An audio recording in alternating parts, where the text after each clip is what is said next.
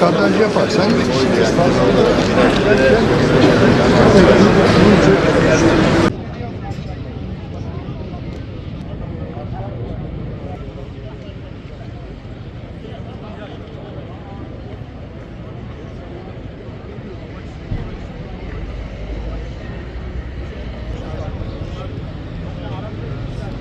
ele uzanan eller kırılsın.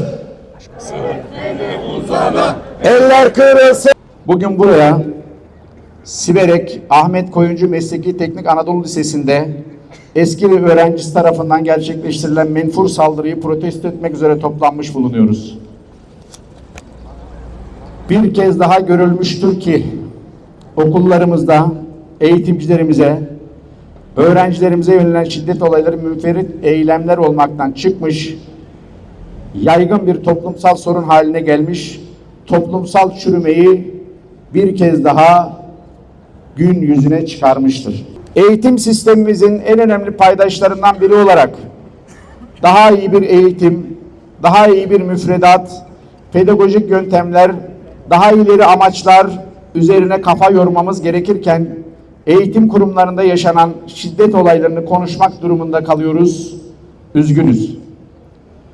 Hal böyleyken yetkililer çözüm üretmekte yetersiz kalıyor veya isteksiz davranıyorlar.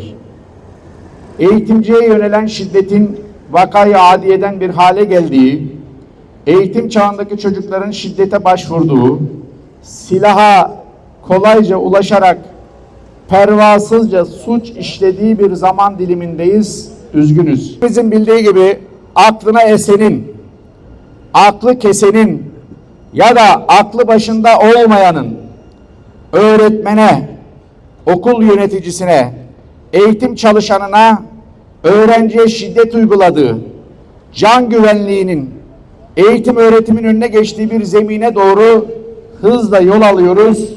Çok üzgünüz. Minvalde eğitimciye şiddetin bireysel suç vakaları olmaktan çıkarak eğitim, aile ve toplum politikalarının sorgulanması gerektiren bir iş güvenliği sorununa dönüştüğünü üzülerek müşahede ediyoruz.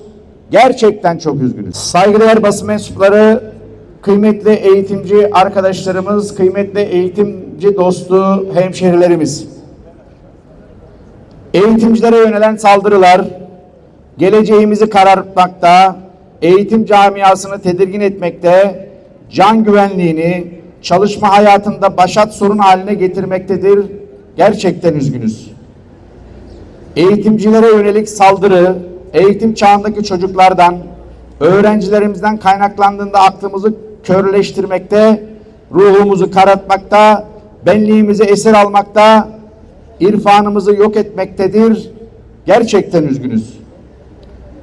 Eğitim şiddeti ortadan kaldıracak bir unsur olarak nitelendirilirken şiddetin eğitimi tehdit ve tahdit eder boyuta ulaşması acil ve köklü çözüm bulmayı gerektiren bir sorun olarak ortadadır. Gerçekten üzgünüz. Öğretmenliğin itibar kazanması ve eğitim sistemimizin istendik seviyeye ulaşılabilmesi için öğretmenlik mesleğinin öncelikle tercih edilmesini sağlayacak maddi ve manevi koşullar oluşturulmalı, milli ve manevi eğitime her zamankinden daha fazla önem verilmelidir.